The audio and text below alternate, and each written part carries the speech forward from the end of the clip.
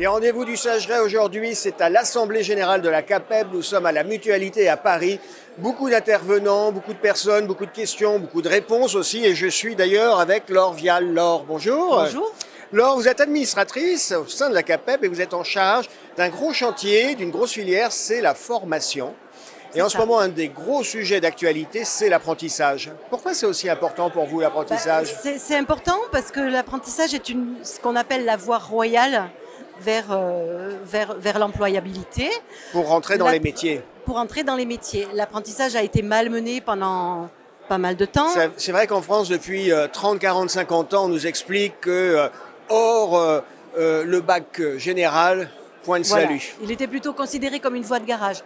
Ça s'inverse. Il y a quand même beaucoup de choses de fait autour de l'apprentissage en matière d'attractivité, d'information. Moi, je considère un petit peu l'apprentissage comme... alors, j'ai deux mots pour décrire l'apprentissage. C'est un pilier. Pour moi, c'est un pilier parce qu'il donne des bases vraiment très solides aux jeunes qui veulent rentrer dans le secteur, alors en l'occurrence du bâtiment, puisqu'on est dans le bâtiment. Mais c'est aussi un pivot parce qu'il peut donner d'énormes perspectives de parcours et de formation. Et ça aussi, on se donne beaucoup de mal pour le faire connaître parce qu'en effet, ça ne s'arrête pas qu'au CAP.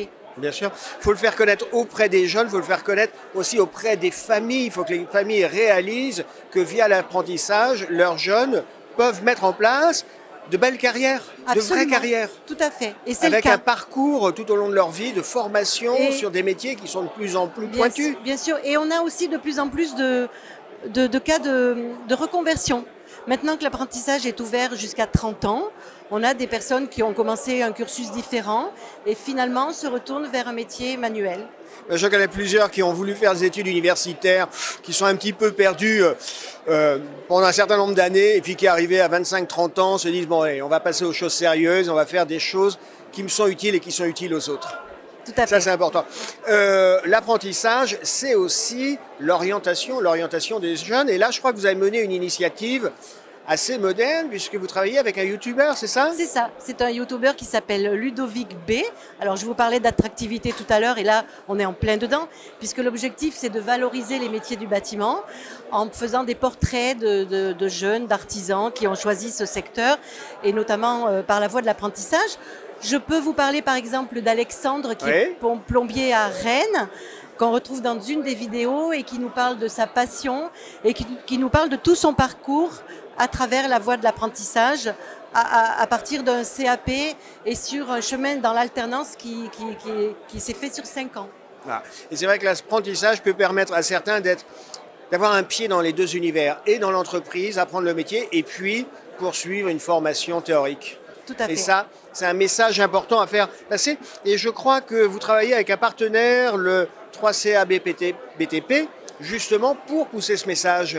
Oui, le 3CA BTP a lancé une belle campagne pour faire la promotion de l'apprentissage, des métiers du BTP par l'apprentissage. Et là, c'est la même chose. C'est une campagne qui est faite par l'exemple et qui est là pour donner envie aux jeunes de rentrer dans ce secteur.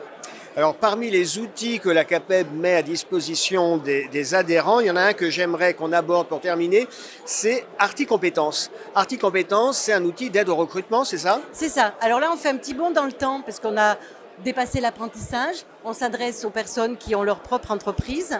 Et il faut savoir que dans les entreprises artisanales, on n'a pas de service RH.